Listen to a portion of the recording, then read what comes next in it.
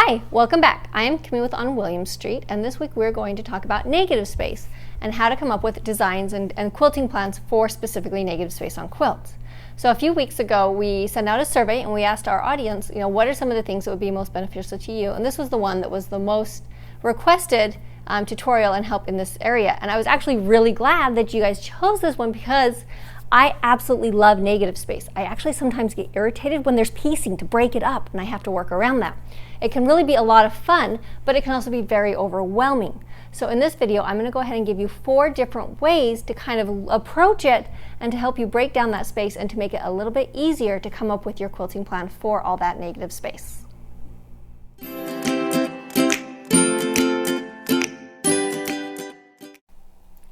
So when I do go to design the negative space and decide on a quilting plan for that, I actually don't approach it any differently than I do the main spaces of the block. I'm going to use the same process and some of the same techniques that I'm going to use to fill in the actual block sections.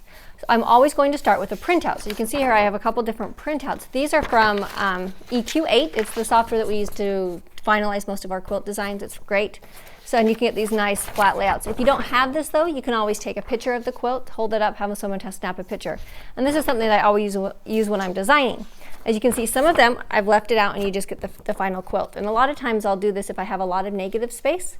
Every once in a while, however, though, it actually is beneficial to print out the blocks. As you can see here on this quilt, we actually pieced all of these white blocks. And it really helped to give a lot of variety and a lot of options for the quilting. So this one I went ahead and printed out with the blocks. So it just depends on kind of what you're doing as to what I'm going to have for the printout before I actually start designing. All right, so the first way that I'm going to recommend that you can approach negative space is to outline the shapes that are there. Now this one might not really be one that you're thinking of, well that one doesn't have a lot of negative space, but it had these really weird kind of blocky sections. But as I was trying to decide how to do it, I didn't really know how to approach and how to quilt them. So I got looking at it, I realized if I just extended and echoed these shapes that were here, it broke them down into these much smaller sections that made it really easy. And I actually was able to just mimic and duplicate what I had done in the printed sections in that negative space as well. And you can see all these fun shapes and textures that it created by going ahead and mimicking those shapes that were already there.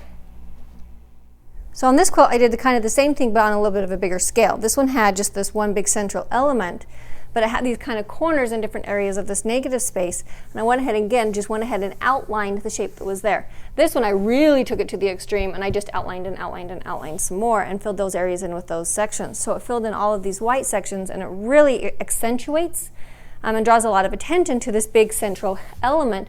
When you add that many outlines and that many straight lines, it basically acts as a giant arrow that's going to point everything into this shape. So one of the first things you can look at when you're deciding how to quilt negative space is, are there shapes that are there that you can easily outline that will allow you to break that space down and make it a little bit more manageable. All right, so this next method is what I affectionately refer to as wallpapering. You take all this negative space behind your main element and you simply create a fill that fills in that space, gives some texture, gives some depth, it gives some visual interest, but it's just the same thing all over as if you had just applied wallpaper to the back of your quilt. So with this one you can see I went ahead and put in these chevrons and then just filled in the space, and it is the same thing all the way up. All the negative space has this exact same filler, but it allows, we're going to move this a little bit, the central element, the main element of the quilt, it allows it to really stand out. And you can see, but it gives some visual interest, like I said, texture and visual interest to that negative space without being overwhelming or taking away from the main focal point of the quilt. This quilt is another example of that. As you can see, behind all of the balloons and all this negative space, I did the same exact design over and over. And as you can tell, I really like row designs. It allows it, makes it really easy to work around to work through the quilt. I could just start at the top and work my way down. So I've created these rows of wind. And this one really plays off of the fact that this is a definite shape with the hot air balloons. This is the wind and the movement of the air in the background that would blow them around. So it really creates tons of texture, visual interest, movement, but it is just the same design all the way from the top to bottom, and it's just the swirls alternated with the little bubble back and forth. I don't even know what I would call those. So very simple, wallpapered the entire quilt, all the negative space behind the balloons to get this overall effect.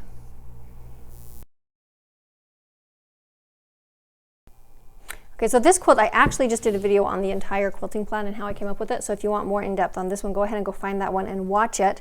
But for this one, I wanted to show you that you can break down the space behind those shapes and behind those blocks. So with this one, I had incredible amounts of negative space all the way around the central element. But by going ahead and putting in these diagonal lines and creating these diamond shapes on each side, or arrow shapes, it really broke the space down and made it a lot easier to tackle. So now instead of trying to figure out what I'm going to quilt in all this area, I just have to fill in each of these shapes. And I just use different fillers, and it really made the process really fairly easy. So break down the space behind and create new shapes in that space. Another example of that is our guitar quilt. Now this one I actually started. I knew very first that I wanted this central element here that comes through, and I made it to resemble a music staff. And then with the musical notes, I drew those in and put those in very first. And then around that, I created these other shapes. And these ones I did a little bit different than the stacked quilt because I didn't outline them. I didn't set them apart, but I went ahead and kind of drew in the area that I wanted and then just filled it in with the different fillers and the designs. But you can see that by breaking that down, it makes it a lot simpler. Makes it a lot simpler to fill in those different areas when you have bigger elements that you're working around and mixing in with those. Okay, so one of my favorite ways to fill negative space, aside from breaking it up into random shapes, is to use ghosting. So on this one, I have these long strips here and a little bit of the strip down there. And what I opted to do is I pretended like they were pieced. I went ahead and drew in the blocks as if they were there, and then just quilted them, as you can see, exactly as I quilted the block. And it really just extends that design all the way off and into that negative space. When you're doing something like this, obviously you're going to need to do some marking. It's going to be very difficult to get this look in the negative space without doing at least a little bit of marking. Also, when I'm breaking the shapes down and breaking the space down, those are going to be used marking pens and markers. So if you want more information on what I use to mark and what some of my favorites are, I will make sure to link all those and give you some description of those in our blog post. So if you're watching this on YouTube, go click on the link in the comments and the description, and that will take you to the blog post so you can see all the information on those marking pens that I use. But again, it's just ghosting. I pretended like they were there. Repeat this exact same shape there, and it fills in all of the negative space as if it was all pieced as one big thing, bringing in texture and interest, which, as you can tell, is kind of the main goal of all of the quilting designs in the negative space. And then one more. So this was the one at the very beginning where I showed you that I printed it out and it actually had the little blocks in, and these are all pieced individual pieces. And this one is similar to ghosting, but not entirely. Because I had this big expanse of white, I could have done all sorts of different things, but I decided to go ahead and use the fact that those things were pieced and those were already marked out to my advantage. And I filled in all the sashing the exact same way I filled in the sashing down here around the blocks. And then I just filled in each block individually as if it was a pieced block. I did do it a little bit different here though. On these ones I went with, in the prints, I went with just a very simple design element here with the straight lines. But I thought because this is solids and it doesn't have those prints that are going to distract or lose the quilting, I could do something a little bit more. So I went ahead and did this shape in each one of those blocks. So very similar to a ghosting type technique where I pretended like they were just blocks and quilted each of those as if it was an actual pieced block to fill in the rest of the background on the shape. So when you're confronted with a quilt with a lot of negative space, don't look at it as this big beast you have to fill. Break down the space, use the shapes that are there, outline them, use ghosting, break up the space in different ways. And then go ahead and worry on focusing on those smaller areas, and it won't be quite so intimidating for you. And also just have fun. When you have a lot of negative space, that's a spot in a quilt that you can really put your personality into. You can really shine in that.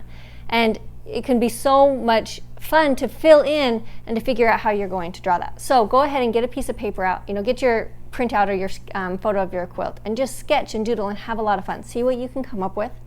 And if you really do get stuck, you can always ask for help. Ask a friend, ask a quilting buddy, send me an email. I love to design quilting patterns. I'd be more than happy to kind of give you some ideas that might help you get unstuck if you have some areas that you're just not quite sure what to do with.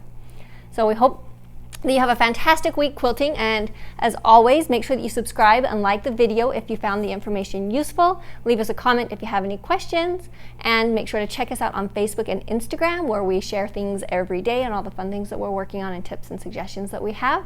And we will see you next week. Bye!